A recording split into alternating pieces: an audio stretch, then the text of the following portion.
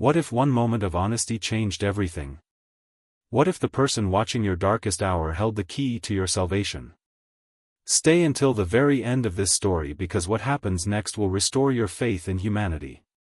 And if you believe kindness still exists in this world, hit that like button and subscribe to WordFlix for more stories that touch the soul. The rain hammered against the cracked windshield of Marcus Thompson's 15-year-old Toyota as he pulled into the grocery store parking lot. His hands gripped the steering wheel so tight his knuckles had gone white. In the back seat, his 7-year-old daughter Emma hummed quietly to herself, oblivious to the storm raging both outside and within her father's mind. She clutched a worn teddy bear, its fur matted from years of love and countless nights of comfort. Marcus checked his wallet again, though he already knew what he would find. $43.27. That was all that stood between his daughter and hunger for the next 2 weeks. His paycheck from the warehouse had been smaller than expected. The manager had cut everyone's hours, and Marcus, being one of the newer employees, had taken the biggest hit. "Daddy, can we get the cereal with the rainbow marshmallows?" Emma's voice cut through his anxiety like a small, hopeful knife. Marcus turned to look at his daughter, her wide brown eyes so full of trust and innocence. She had her mother's eyes. Sarah had died 3 years ago, a sudden aneurysm that had ripped their world apart in the space of a heartbeat. One moment she was laughing at breakfast, the next she was gone. Marcus had been trying to pick up the pieces ever since, trying to be both mother and father to a little girl who still sometimes woke up crying for the woman who would never return. "We'll see, Princess," he said, the words catching in his throat. "We'll see what we can afford." He stepped out into the rain, immediately soaked to the skin. His jacket, thin and full of holes, offered no protection. He opened Emma's door and helped her out, making sure her hood was up, though it was already a losing battle against the downpour. They hurried toward the store entrance, Marcus's worn boots splashing through puddles. The parking lot was nearly full, unusual for a Wednesday evening. Marcus noticed the cars as they passed. Sleek sedans, shiny SUVs, vehicles that cost more than he made in 5 years.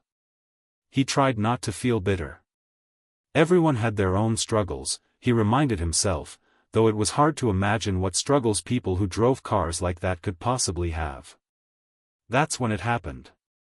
Marcus was looking down at Emma, making sure she hadn't stepped in a particularly deep puddle, when his shoulder clipped the side mirror of a parked car. He heard the crack before he felt it, a sickening sound that made his stomach drop. He spun around to see the mirror of a pearl-white Mercedes hanging at an odd angle, the housing cracked, wires exposed. "No, no, no," Marcus whispered, his heart pounding. He looked around frantically. The rain continued to fall in sheets. No one seemed to have noticed. He could just walk away. Who would know? But even as the thought crossed his mind, he felt Emma's small hand in his. "You broke that car, Daddy," she said matter-of-factly. Marcus knelt down in the rain, water streaming down his face. "I did, baby. I did. Mommy always said we have to tell the truth, even when it's hard." Those words hit him like a physical blow. Sarah had said that. She had lived that. She had been the moral compass of their family, and now that responsibility fell to him.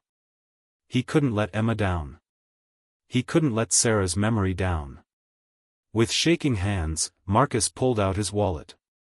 Tucked behind his last few bills was a small notepad and pen, something he carried for his shopping lists. He began to write, his hand trembling from cold and fear and the weight of what this would mean. "To the owner of this Mercedes, I accidentally damaged your side mirror. I am so sorry. I don't have much money, but I want to make this right. Please call me so we can work something out. Marcus Thompson." He added his phone number at the bottom, then looked at the note for a long moment. This piece of paper represented groceries he couldn't buy, bills he couldn't pay, maybe even the electricity being shut off. But it also represented who he was, who he wanted his daughter to see when she looked at him.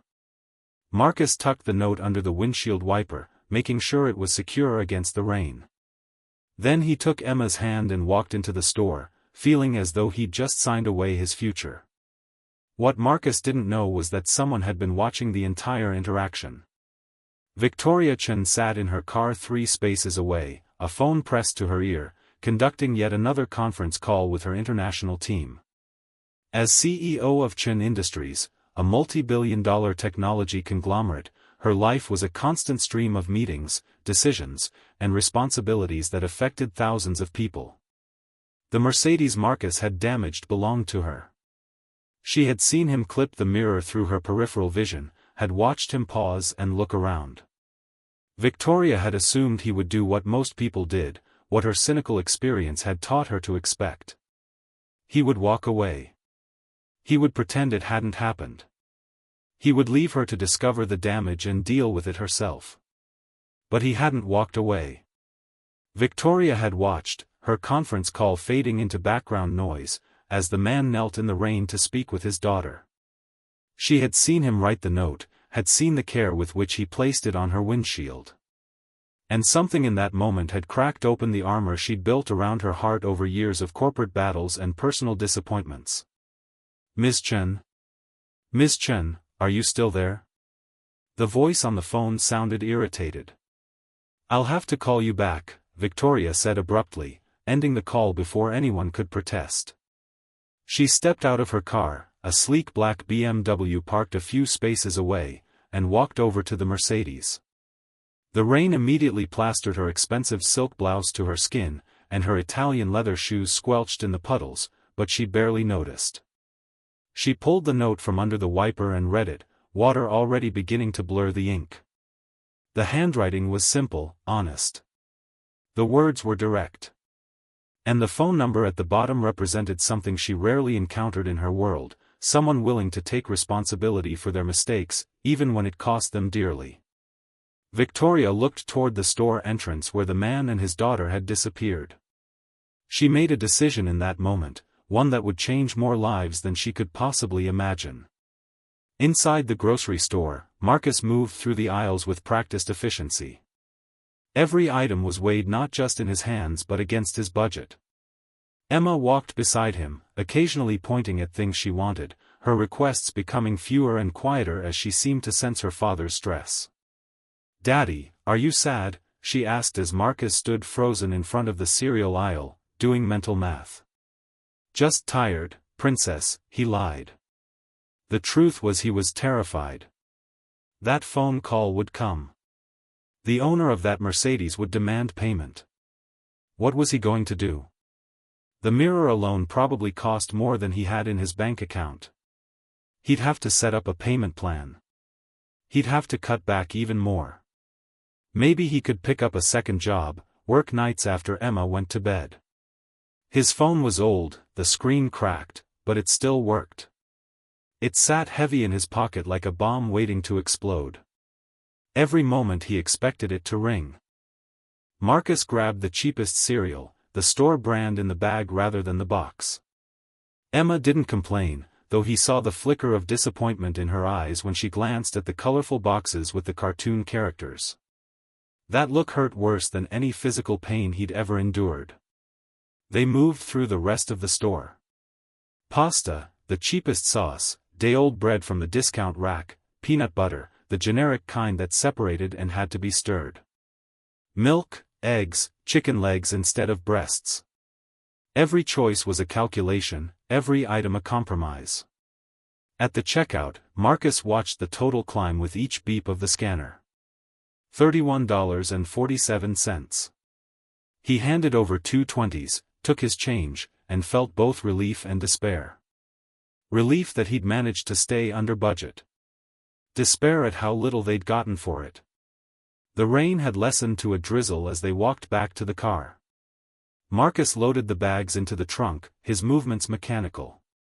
Emma climbed into her booster seat, and he buckled her in, taking a moment to brush her damp hair from her forehead. "I love you, baby girl," he said softly.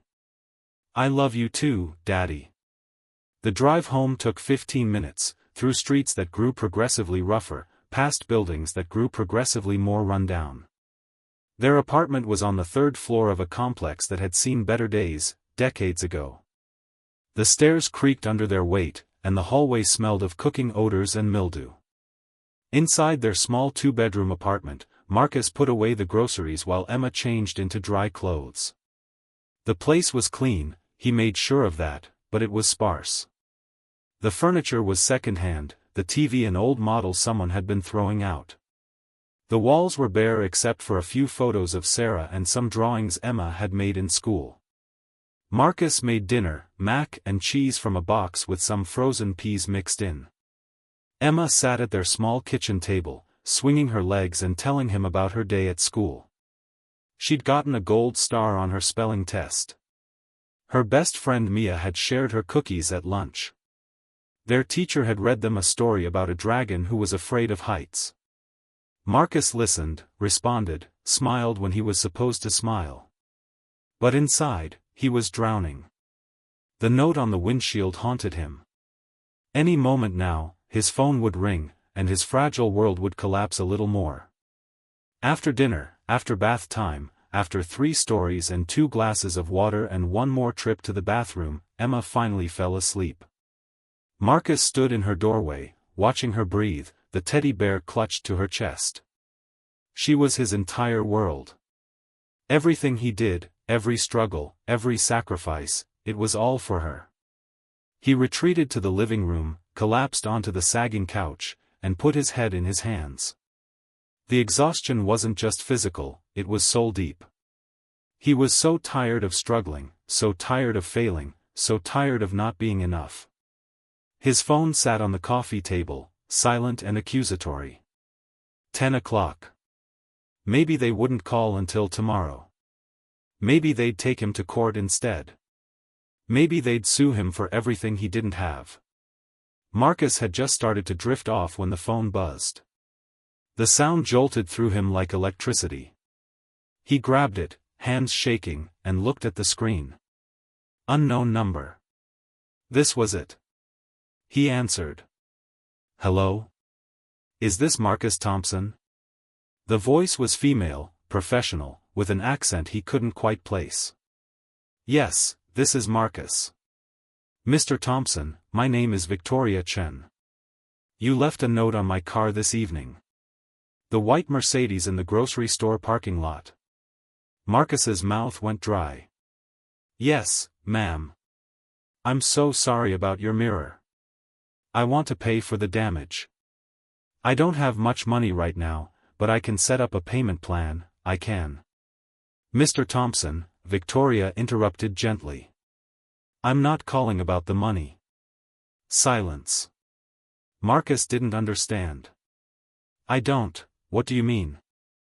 I saw what happened, Victoria said. I was sitting in my car. I saw you damage the mirror, and I saw you leave the note. In the rain. With your daughter watching.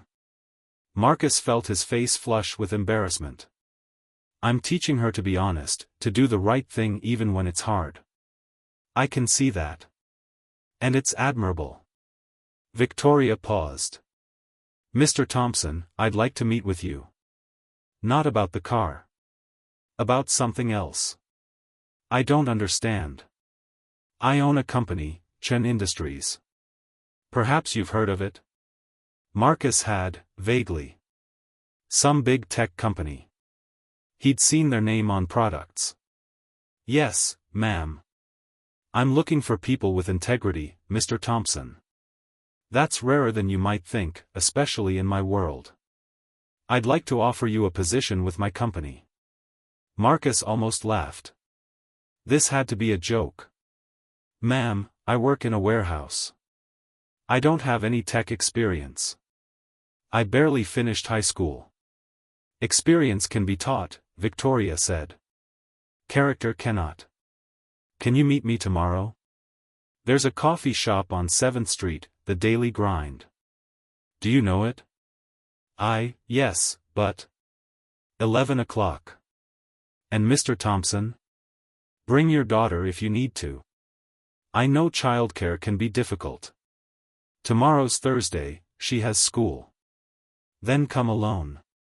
I promise I won't take much of your time. Victoria's voice softened. And Marcus? Don't worry about the mirror. It's just a thing.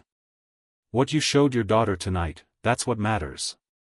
The call ended, leaving Marcus staring at his phone in disbelief.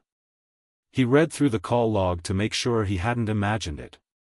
Victoria Chen. CEO. Meeting tomorrow. It didn't make sense. None of it made sense. But somewhere deep in his chest, in a place that had been dark for so long, Marcus felt a tiny flicker of something he'd almost forgotten. Hope. Victoria Chen ended the call and sat back in her home office, looking out the floor-to-ceiling windows at the city lights spread below her penthouse apartment. The view was worth millions, but tonight it felt empty, cold. She thought about the man in the parking lot, kneeling in the rain, teaching his daughter about integrity while the world fell apart around him. She thought about her own father, who had built Chen Industries from nothing, who had always told her that business was war and only the ruthless survived. Her father had been wrong about many things, Victoria had come to realize. He had built an empire, but he had lost his family in the process. Victoria's mother had left when Victoria was 12, unable to handle being married to a man who valued profit over people. Her brother had died of a drug overdose at 23, trying to numb the pain of never being good enough for their father's standards. Victoria herself had followed in her father's footsteps, taking over the company when he died 5 years ago. She had been ruthless, efficient, successful. She had doubled the company's value, expanded into new markets, crushed competitors. And she had been miserable. At 42, Victoria had everything she'd ever worked for and nothing she actually wanted. No husband, no children, no real friends, just business associates and yes-men who wanted something from her. She ate alone, slept alone, lived alone in her glass tower, the queen of an empty kingdom. Seeing Marcus in that parking lot had cracked something open inside her. Here was a man who had nothing, who was struggling just to feed his child, and yet he had something Victoria had lost along the way. He had honor. He had love. He had a daughter who looked at him like he hung the moon, even when he could barely afford to keep the lights on. Victoria made a decision that night, sitting in her empty penthouse. She was going to help this man. Not out of pity, not out of charity, but because she believed that people like Marcus Thompson deserved a chance.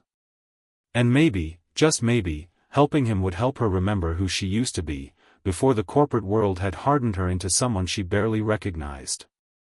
Marcus didn't sleep well that night. He tossed and turned, his mind racing through possibilities.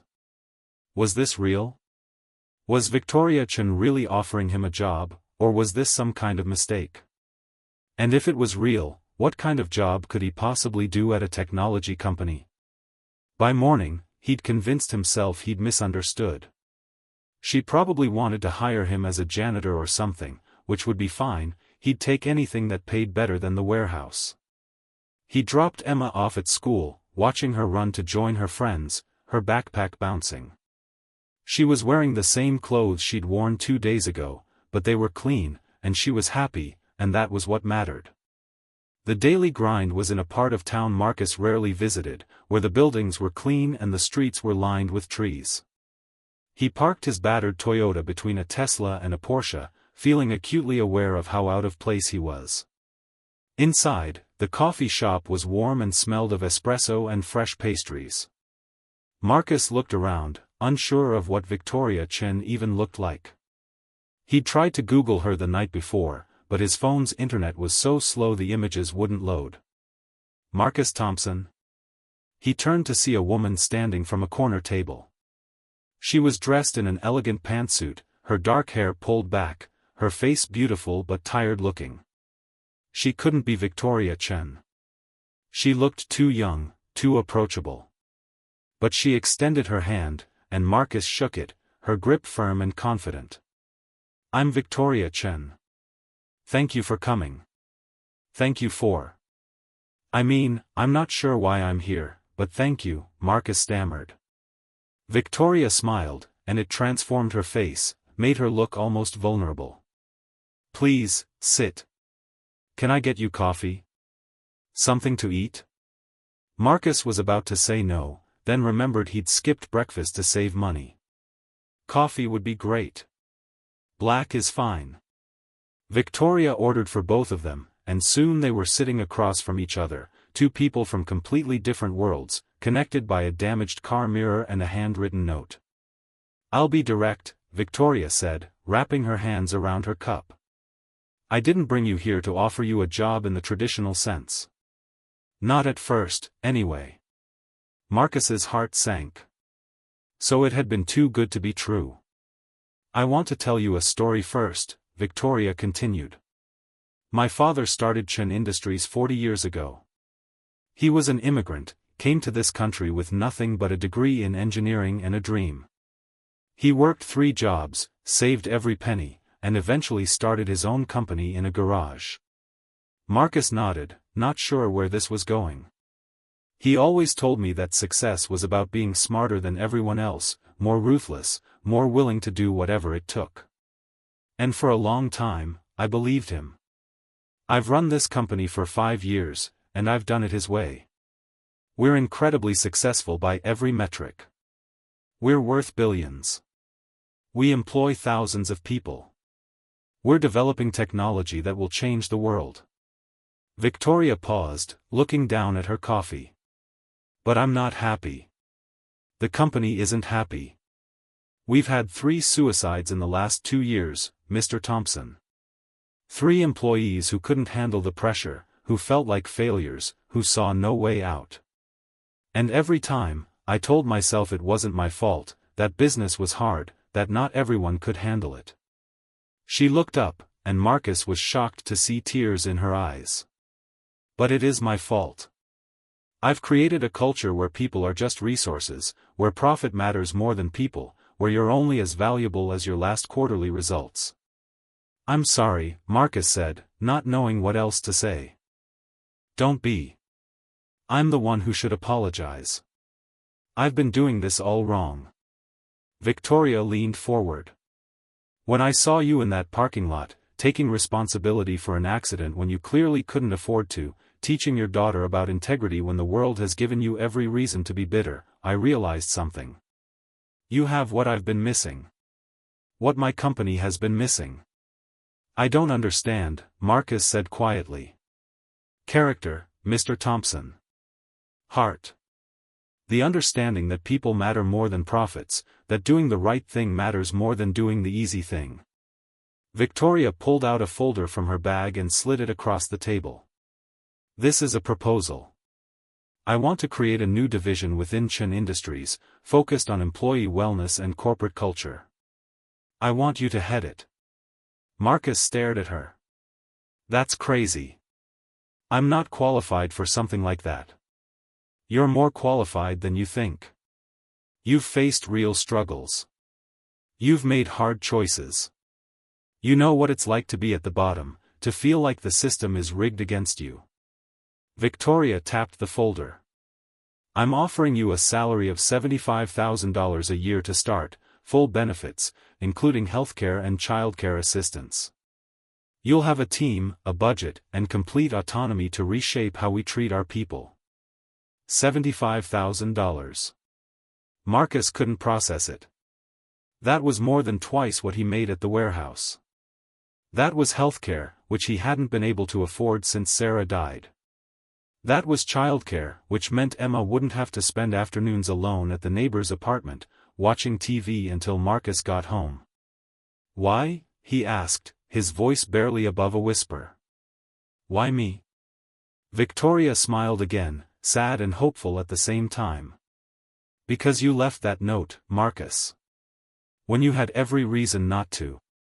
When it would have been so easy to walk away. Because you got down in the rain to talk to your daughter, to show her what integrity looks like. Because I've spent 5 years with the best and brightest, and not one of them would have done what you did." Marcus opened the folder with shaking hands. Inside was a contract, pages of legal language he barely understood, but the numbers were clear. Salary, benefits, start date. It was all real. "I need time to think," he said, though every cell in his body was screaming at him to sign right now, to grab this lifeline before it disappeared. "Of course," Victoria said. "Take a few days." "But Marcus? I need you to understand something. This isn't charity. I'm not doing this because I feel sorry for you. I'm doing this because I believe you can help save my company's soul. And maybe, in the process, help me find mine again." Marcus drove home in a daze. He sat in the parking lot of his apartment building for 20 minutes, just staring at the contract. $75,000 a year. Benefits. A real job, not just hauling boxes in a warehouse. But could he actually do it? He didn't have a college degree. He didn't know anything about corporate culture or employee wellness. What if he took the job and failed? What if he let Victoria down, proved that he was exactly what he'd always suspected, someone not quite good enough? He thought about Emma, about the life he could give her with this job. A better apartment, in a safer neighborhood. New clothes, not just hand-me-downs. Activities, dance lessons or soccer, the things other kids got to do. College, someday, without the crushing debt Marcus still carried from his 2 years of community college before he'd had to drop out to help his own sick mother. He thought about Sarah, about what she would say. She had always believed in him, even when he didn't believe in himself. "You're stronger than you think, Marcus," she'd told him once, when he'd lost his job and been terrified they'd lose their apartment. "You're a good man, and good men find a way." Sarah would tell him to take the job. Sarah would tell him he deserved this chance. Marcus picked up Emma from school that afternoon, and instead of going straight home, he drove to the park. It was a small playground, the equipment old but well-maintained. Emma squealed with delight, running for the swings. He pushed her, watching her soar higher and higher, her laughter cutting through the autumn air. And in that moment, Marcus made his decision. He was going to take the job. Not just for Emma, not just for himself, but because Victoria Chen had seen something in him worth believing in. And maybe it was time he believed in it too. That evening, after dinner, after Emma was in bed, Marcus called the number on Victoria's business card. She answered on the second ring. "Marcus? I'll take the job," he said simply. He heard the smile in her voice. "I'm glad. When can you start?" "I need to give 2 weeks' notice at the warehouse." "Of course. I'll have HR send you the onboarding paperwork." "And Marcus? Thank you. I think you're going to change a lot of lives. Starting with your own." The next 2 weeks were a blur. Marcus gave his notice at the warehouse, enduring the snide comments from his supervisor who didn't believe him when he said he was going to work for Chen Industries. He filled out what felt like 100 forms, got Emma enrolled in the company's childcare program at a facility so nice it made him want to cry, and found a new apartment in a neighborhood with actual trees and playgrounds.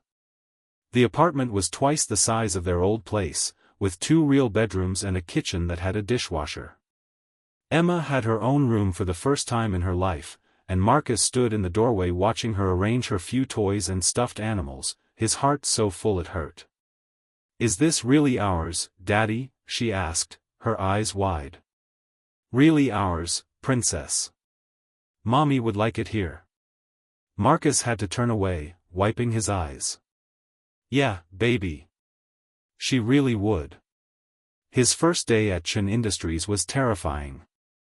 The building was all glass and steel, ultra-modern, the lobby featuring a fountain and art installations that probably cost more than Marcus's old apartment.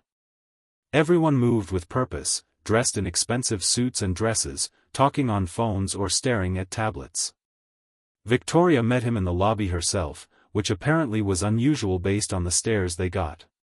She was dressed in a sharp gray suit, her hair perfect, every inch the powerful CEO. But when she smiled at Marcus, he saw the warmth underneath, the real person beneath the corporate armor. "Ready for the grand tour?" she asked. "As ready as I'll ever be." She showed him the building, floor by floor. Research and development, where people who looked barely old enough to drink were designing the next generation of artificial intelligence. Marketing, a floor of creative chaos and energy. Finance, all quiet intensity and multiple monitors. HR, where Marcus would be working most closely. His office was on the 15th floor, a real office with a door and a window that looked out over the city. There was a desk, a computer, a phone. Everything was new, sleek, expensive. Marcus felt like an imposter.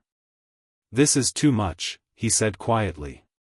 "It's exactly right," Victoria countered. "You're a department head now, Marcus. This is what department heads get." She introduced him to his team, 3 people who would be working under him. There was Jennifer, a mid-20s woman with a degree in psychology and a friendly smile. David, an older man who'd been with the company for 15 years and looked skeptical about this new initiative. And Kenji, a recent college graduate who seemed excited about everything. "Everyone, this is Marcus Thompson, head of our new Employee Wellness and Culture Division," Victoria announced. "I know this is a new direction for us, but I believe it's a necessary one. Marcus will be working with HR, with management, with all of you to help make Chen Industries a place where people don't just work, but thrive." After the introductions, after Victoria left, after the initial awkward conversations, Marcus sat at his desk and tried not to panic. What was he supposed to do? Where did he even start? Jennifer appeared in his doorway, holding 2 cups of coffee. "Thought you might need this. First days are always rough. Is it that obvious?" Marcus accepted the coffee gratefully. "You should have seen me my first day. I hid in the bathroom for 20 minutes. She sat down across from him. "For what it's worth, I think this is great. The company needs this. I've watched good people burn out, watched the pressure break them. If you can help change that, you'll be a hero." "I'm not a hero," Marcus said. "I'm just a guy who damaged a car mirror." Jennifer laughed. "I heard about that. The note you left? That's already becoming legend around here. In a good way." Over the next few weeks, Marcus threw himself into the work. He conducted interviews, talking to employees at every level. He heard stories that broke his heart. A programmer who hadn't seen his kids awake in 3 months because of his work hours. An accountant who'd developed an ulcer from stress. A marketing manager who'd had a breakdown during a presentation and been mocked for it in the company chat. But he also heard hope. People wanted things to be better. They wanted to do good work without sacrificing their mental health. They wanted to feel valued as people, not just as productivity metrics. Marcus created programs with his team. Mandatory mental health days. On-site counseling services. Flexible work hours. A mentorship program that paired senior employees with newer ones, not for professional development, but for emotional support. An anonymous feedback system where people could report toxic management without fear of retaliation. Not everyone was happy about the changes. Some managers complained that their teams were becoming soft. Some executives worried about productivity metrics. But Victoria backed Marcus completely, and slowly, things began to shift. 3 months into his new job, Marcus was working late when Victoria knocked on his office door. It was past 8, and the building was mostly empty. "Burning the midnight oil?" she asked. "Just reviewing the quarterly survey results," Marcus said, gesturing to his computer. "Overall job satisfaction is up 12%. Reported stress levels are down 8%. And voluntary turnover is down for the first time in 3 years." Victoria smiled. "I saw. The board is thrilled, even the skeptics." "How are you doing?" Marcus asked.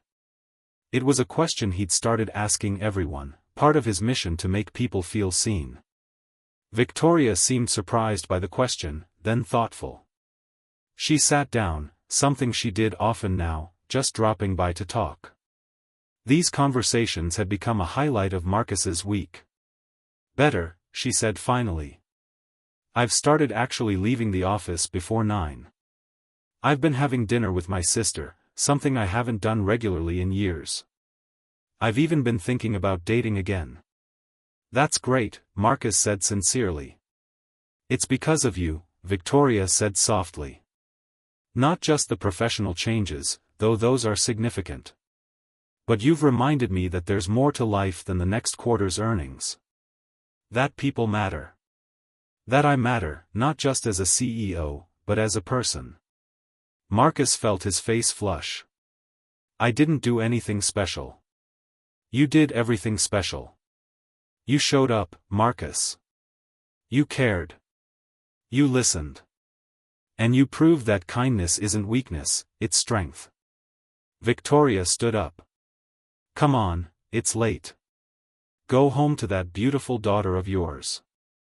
She showed me her drawings yesterday at the childcare center. You're raising an artist. She wants to draw the nice lady who gave Daddy a job," Marcus said with a smile. "I think that's you. I'd be honored." 6 months became a year. Emma thrived in her new school, making friends, bringing home report cards full of good grades and teacher comments about what a kind, thoughtful child she was. She joined a soccer team, and Marcus never missed a game, standing on the sidelines cheering until his voice was hoarse. The apartment became a home. Marcus bought real furniture, not from thrift stores but from actual furniture stores.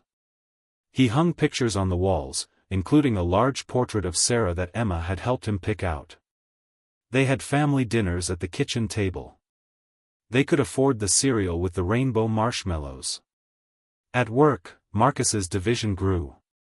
What had started with 3 people expanded to 12, then 20. They created programs for other companies, consulting on corporate wellness.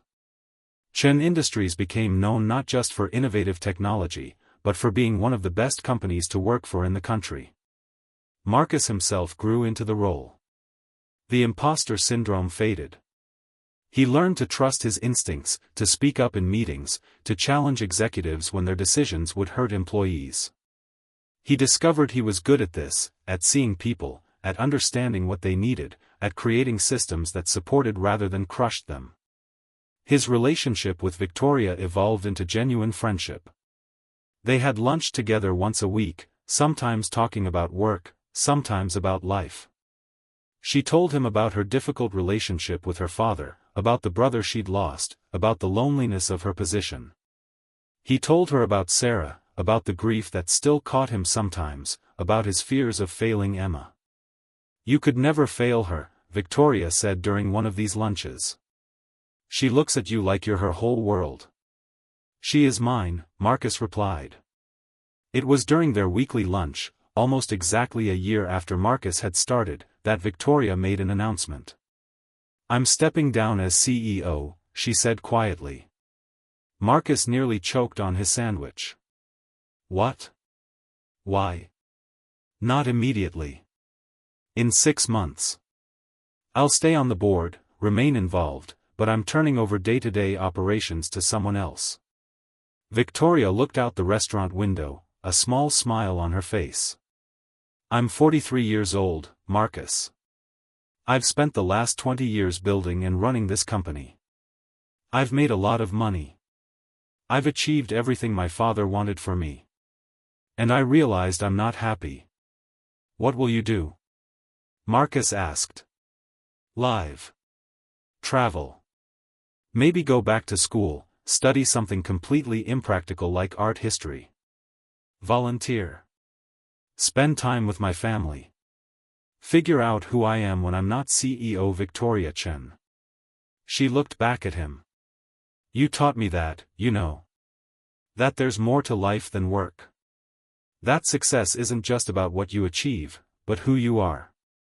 "I'm going to miss working with you," Marcus said, surprised by how much the thought hurt. "I'm not disappearing. I'll still be around, still annoying you with my thoughts and opinions." Victoria grinned.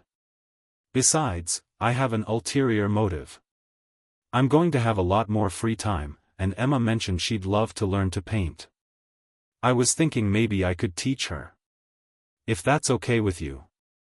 Marcus felt tears prick his eyes. She'd love that. I'd love that. The announcement of Victoria's retirement sent shockwaves through the business world. Chen Industries stock dipped initially, but recovered as the new CEO, a brilliant woman named Sarah Chen, no relation, but the name made Marcus smile, outlined her vision for the company's future, one that built on the cultural changes Marcus had implemented. Emma's 8th birthday party was held at the park where Marcus had decided to take Victoria's job offer. It was a beautiful spring day, and the playground was full of Emma's friends from school and soccer. Victoria was there, having become a fixture in their lives, almost a part of the family. She'd been teaching Emma to paint every Saturday afternoon, and Emma's room was now full of colorful canvases. Marcus watched his daughter blow out her candles, surrounded by people who loved her, and felt a peace he hadn't known in years. Sarah would be proud of them, he thought. Of how far they'd come, of who Emma was becoming. After the kids had run off to play and the adults were sitting at the picnic tables, Victoria pulled Marcus aside. "I have something for you," she said, handing him an envelope. "It's not my birthday," Marcus protested. "Just open it." Inside was a card and a check. Marcus looked at the check and felt the world tilt. $100,000. "I can't accept this," he said immediately. "Yes, you can. It's not a gift, exactly. Think of it as compensation." Victoria smiled at his confused expression. "The mirror you damaged? It cost $300 to fix. But what you gave me by leaving that note was priceless. You gave me my life back, Marcus. You reminded me what matters. This is just my way of saying thank you." "Victoria, this is too much. It's not nearly enough. I want you to do something for yourself with it. Take Emma on a vacation. Put it toward her college fund. Buy a car that doesn't sound like it's dying every time you start it. Whatever you want." Marcus looked at the check, then at Victoria, then at Emma playing on the swings. "Sarah and I always wanted to take Emma to Disney World. We had a jar we put money in, saving for it. But then Sarah got sick, and the medical bills. Then take her to Disney World," Victoria said softly. "Make those memories. Life is so short, Marcus. Shorter than we think. And the moments we spend with the people we love, those are the only ones that really matter." 2 months later, Marcus and Emma stood in front of Cinderella's castle, Emma's eyes wide with wonder. They'd spent 3 days at Disney World, riding every ride, meeting every character, eating too much ice cream and staying up too late. It was perfect. On their last night, as they watched the fireworks explode over the castle, Emma turned to Marcus with a serious expression. "Daddy, do you think Mommy can see us?" Marcus pulled her close, fighting back tears. "Yeah, baby. I think she can. I think she's happy we're happy." "Me too, princess. Me too." Later, after Emma had fallen asleep in their hotel room, Marcus sat on the balcony and thought about the journey that had brought them here. A damaged car mirror. A note left in the rain. A woman who had seen something in him he hadn't seen in himself. He thought about all the people at Chen Industries whose lives had changed because of the programs his division had created. The programmer who now coached his son's Little League team. The accountant whose ulcer had healed after the stress reduction initiatives. The marketing manager who had become an advocate for mental health awareness. He thought about Victoria, who had stepped away from her empire to find herself again, who painted with his daughter on Saturday afternoons and had started dating a museum curator she'd met at an art gallery. And he thought about himself, about the broken man in the grocery store parking lot who couldn't afford the cereal his daughter wanted, who had been one bad day away from giving up completely. That man seemed like a stranger now. Marcus pulled out his phone and typed a message to Victoria, "Thank you. For seeing me. For believing in me. For changing our lives." Her response came quickly, "Thank you for leaving that note. For reminding me what integrity looks like. For saving me right back." 5 years after the day in the parking lot, Marcus stood at a podium in front of 500 people at a business leadership conference. He'd been asked to speak about corporate culture and employee wellness, topics he'd become a recognized expert on. His book, People First: Rebuilding Corporate Culture from the Ground Up, had become a bestseller. Emma, now 12, sat in the front row next to Victoria. His daughter had grown into a confident, kind young woman, excelling at school and art, dreaming of becoming a children's book illustrator. Victoria, her hair showing distinguished streaks of gray, had become Emma's godmother and Marcus's closest friend. "I'm going to tell you a story," Marcus began, his voice carrying through the conference hall. "5 years ago, I was working in a warehouse, barely making ends meet, raising my daughter alone, and wondering how I was going to survive. One rainy evening, I accidentally damaged an expensive car in a parking lot. I could have walked away. I should have walked away. I couldn't afford to take responsibility for the damage." He paused, looking out at the sea of faces. "But my daughter was watching. And her mother, who had passed away, had taught us both that integrity matters more than convenience. So I left a note.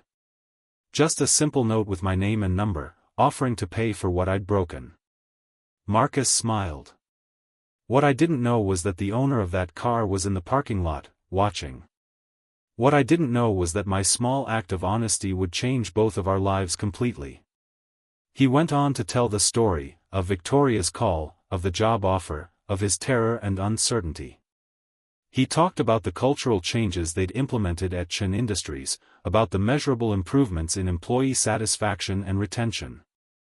He shared statistics and strategies, best practices and case studies. But then he brought it back to the heart of the matter. "Here's what I've learned," Marcus said, his voice growing quiet, forcing the audience to lean in. "Corporate culture isn't about ping-pong tables or free snacks or casual Fridays. It's about seeing your employees as people. As individuals with dreams and fears, families and struggles, hopes and heartbreaks. It's about creating systems that support people rather than exploit them. It's about measuring success not just in quarterly profits but in lives enriched, in families supported, in human potential realized." That note I left in the parking lot? It wasn't special. It was just basic human decency.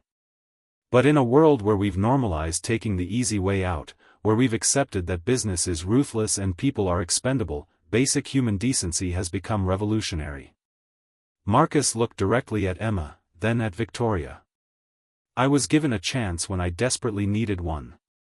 Not because I had impressive credentials or the right connections, but because someone saw character where others might have only seen poverty. Someone believed that integrity mattered more than experience.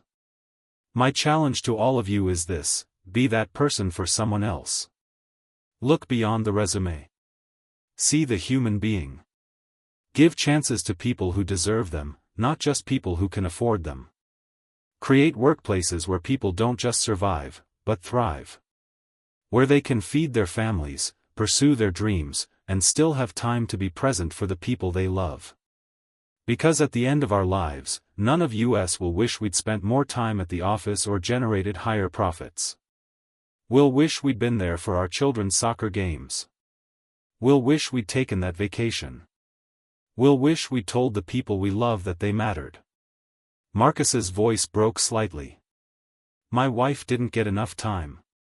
She died at 32, and it wasn't fair, and it broke something in me that I'm still healing. But her legacy lives on in our daughter, in the values she instilled, in the reminder that how we treat people matters. How we show up matters. Choosing integrity over convenience matters." He stepped back from the podium. "Thank you for listening. Thank you for caring about this work. And thank you for remembering that behind every employee number is a whole person, with a whole life, who deserves to be seen." The applause was deafening. People rose to their feet, a standing ovation that went on for minutes. But Marcus was only looking at Emma, who had tears streaming down her face, and at Victoria, who was mouthing 2 words, "Thank you." After the conference, after the networking and the business card exchanges and the interview requests, Marcus, Emma, and Victoria went to dinner at a small Italian restaurant. It had become a tradition, the 3 of them together, a chosen family born from a damaged mirror and a decision to do the right thing. "Mom would be proud of you, Daddy," Emma said over pasta. She called Sarah Mom now, keeping her memory alive through stories and photos and the values she'd left behind. "I hope so, Princess." "She would be," Victoria confirmed. "And for the record, I'm proud of you too. Look how far you've come." "Look how far we've both come," Marcus countered. "You're happy now. Really happy. I can see it." Victoria smiled, a real smile that reached her eyes. "I am. I'm teaching art classes at the community center. I'm on the board of 3 nonprofits. I'm dating someone wonderful who doesn't care that I used to be a CEO. I have time for my sister, for my nieces and nephews, for myself." She reached across the table and took Marcus's hand. "I have time for the people who matter. And none of that would have happened if you hadn't left that note." "The note that changed everything," Emma said dramatically. She'd heard the story many times, and it never got old. "The note that changed everything," Marcus agreed. Later, driving home through the city lights, Emma asleep in the back seat, Marcus thought about the speech he'd given. He'd told the truth, but not the whole truth. The whole truth was that there were still hard days. Days when he missed Sarah so much it hurt to breathe. Days when he felt inadequate, like he was failing Emma in 1,000 small ways. Days when the old anxiety crept back in, whispering that this was all too good to be true, that it would be taken away. But those days were getting fewer. And on the hard days, he had tools now. He had therapy, which the company's excellent insurance covered. He had friends, real friends, not just colleagues. He had Emma, growing up strong and kind and whole despite the tragedy of losing her mother so young. And he had Victoria, who had become family, who understood both success and loss, who reminded him that it was okay to be human, to struggle, to not have all the answers. Marcus pulled into the parking lot of their apartment building. It was a nice complex now, in a safe neighborhood, with a pool and a playground and neighbors who smiled and waved. He carried Emma inside, tucked her into bed, kissed her forehead. "Love you, Princess," he whispered. "Love you, Daddy," she mumbled, already half asleep. In his own room, Marcus looked at the photo on his nightstand. Sarah, laughing, holding baby Emma, taken a few months before she died. He touched the frame gently. "We're okay," he told the photo, something he did most nights. "I think we're going to be okay." 10 years after the parking lot incident, Emma graduated high school as valedictorian.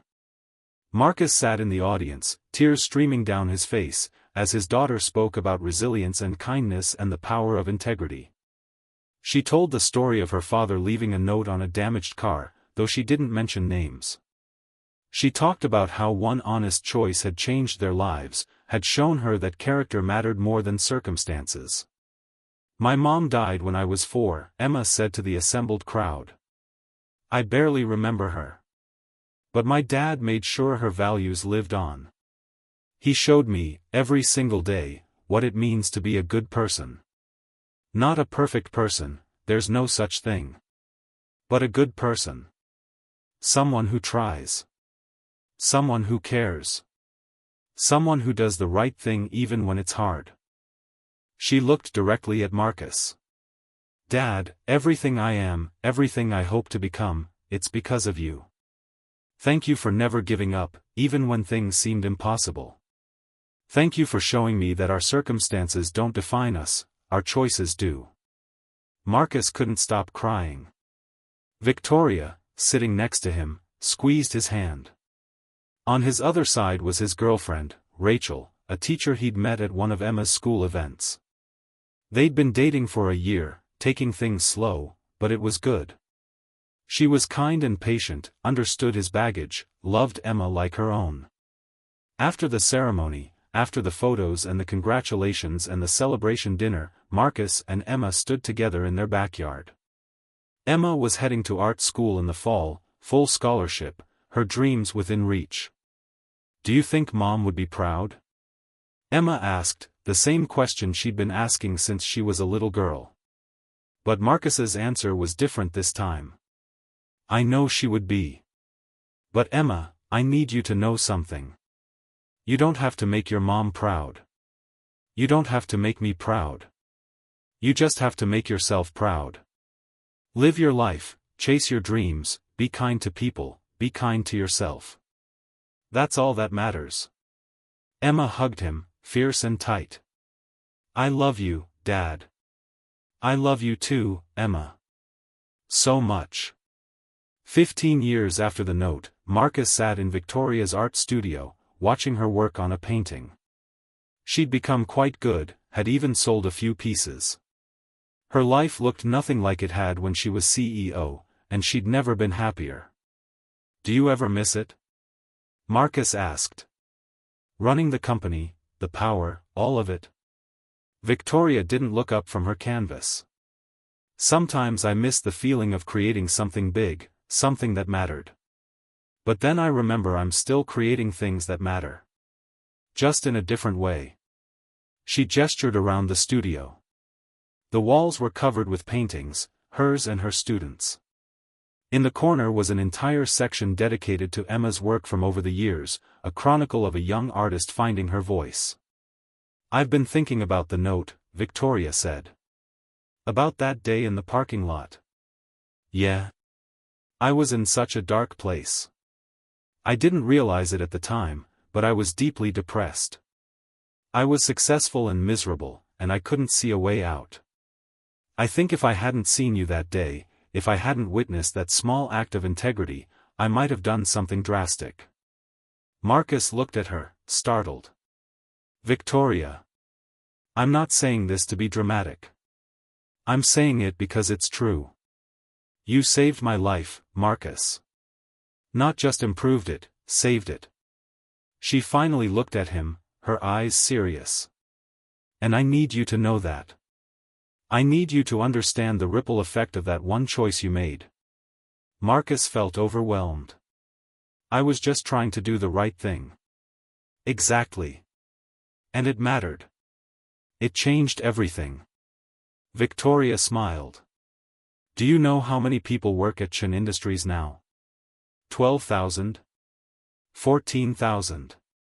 And every single one of them benefits from the cultural changes you implemented.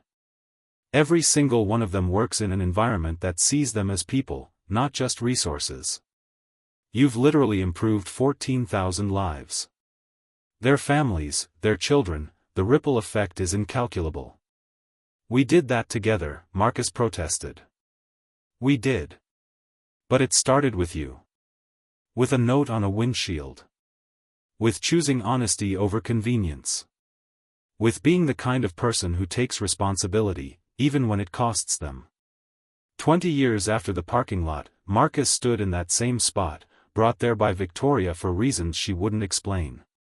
Emma was with them, now a successful children's book illustrator with 3 published books and a 4th on the way. She was engaged to a wonderful man who adored her, and she was happy. Victoria had organized a surprise.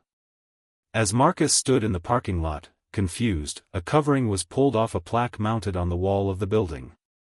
"The Marcus Thompson Memorial Parking Space," it read. "In honor of a man who showed us that integrity matters. That one honest choice can change everything. That the right thing to do is always the right thing to do." Marcus was speechless. He looked at the plaque, then at Victoria and Emma, both grinning. "The building manager is a friend of mine," Victoria explained. "When I told him the story, he insisted on doing this. You're officially a legend, Marcus." "This is ridiculous," Marcus said, but he was smiling, tears in his eyes. "This is perfect," Emma countered. "Your legacy, Dad. Right here where it all started." They stood together in that parking spot, three people whose lives had intersected because of a damaged mirror and a handwritten note. Three people who had saved each other in different ways, who had built a family not of blood but of choice, of integrity, of love. Marcus Thompson died at the age of 73, peacefully in his sleep, surrounded by family. Emma was there, holding his hand. So was Victoria, who had remained his closest friend for 40 years. His grandchildren were there, the legacy of love he'd built continuing into the next generation. At his funeral, the church was packed. Employees from Chen Industries, people whose lives he'd touched, students he'd mentored, friends from every stage of his life. The current CEO of Chen Industries gave a eulogy, talking about how Marcus's vision had shaped the company into what it was today, one of the most respected and beloved employers in the world. Emma spoke, barely holding it together. My dad was the best man I ever knew. Not because he was perfect, he wasn't. But because he tried. Every single day, he tried to be better, to do right, to show up for the people he loved. She told the story of the parking lot, the note, the choice that had changed everything. It had become family legend, told and retold, each iteration adding new layers of meaning. A lot of people have asked me over the years what the secret was, Emma said. How did my dad go from struggling to survive to changing thousands of lives? How did he build this legacy? She looked out at the sea of faces. The secret is there is no secret. My dad simply decided that integrity mattered more than convenience. That people mattered more than profits. That doing the right thing, even when it was hard, even when it cost him, was who he wanted to be. He left a note on a car because it was the right thing to do. Not because he thought it would change his life, he expected it to make his life harder. But he did it anyway, because that's who he was. Emma's voice broke. I miss him so much. But I'm so grateful I got to be his daughter.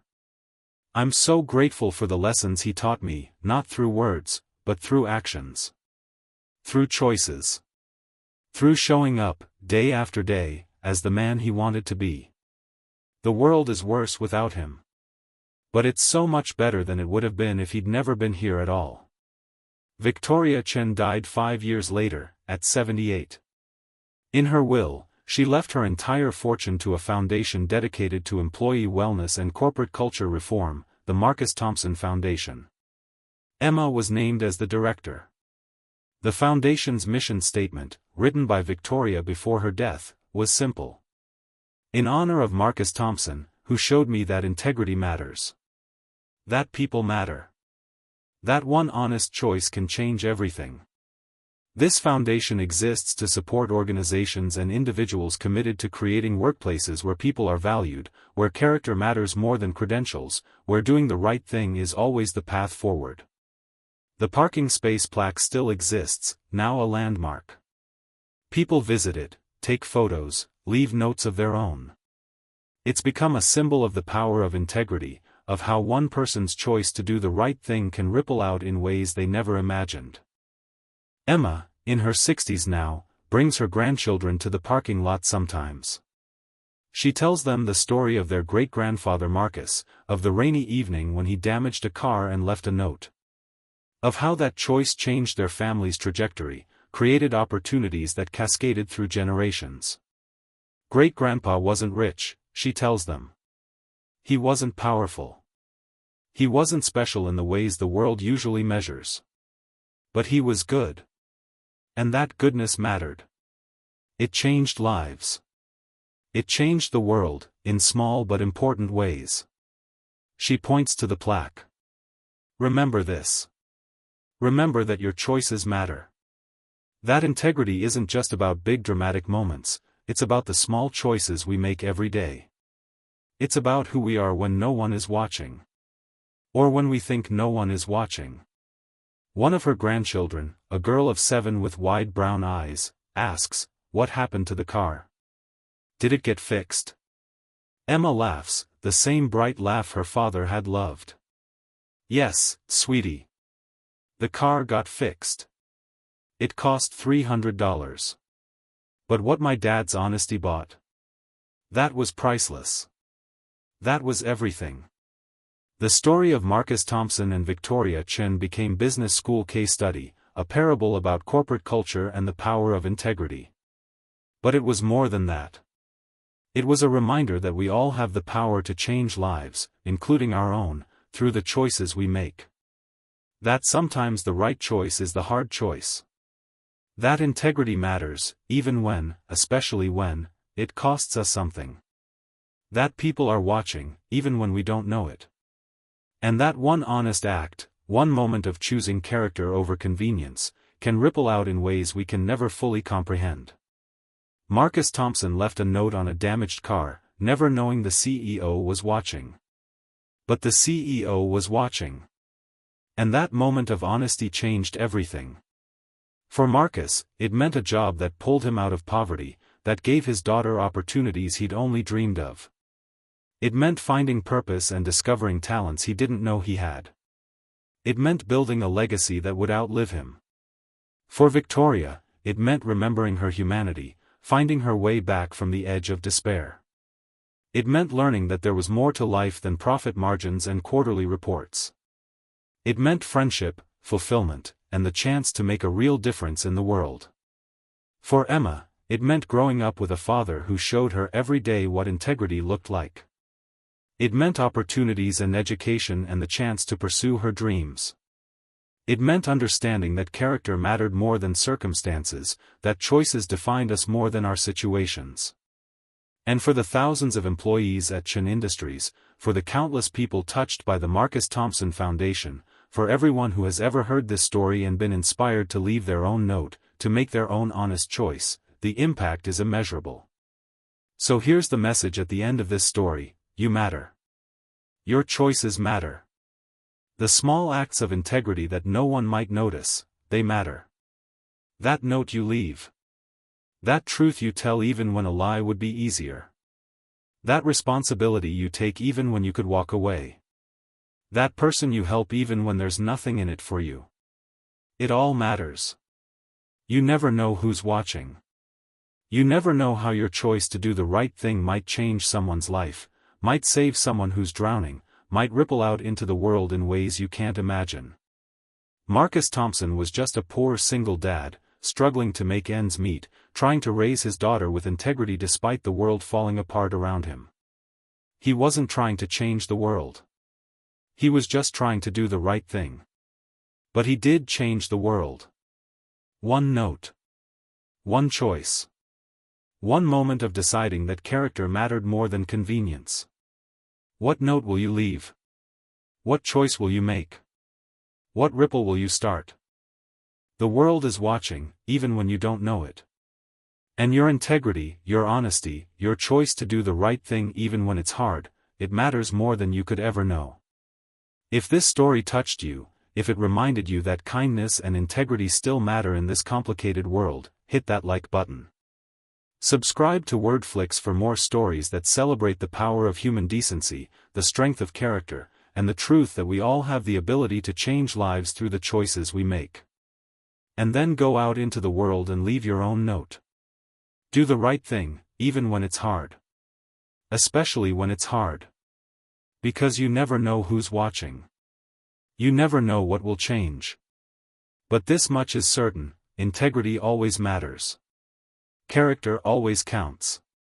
And the choice to do the right thing, to be honest, to take responsibility, to show up as the person you want to be, that choice can change everything. Thank you for watching. Thank you for believing that stories like this matter. And thank you for being the kind of person who would leave the note, who would do the right thing, who would show the next generation what integrity looks like. The world needs more people like Marcus Thompson. The world needs more people like you. The end.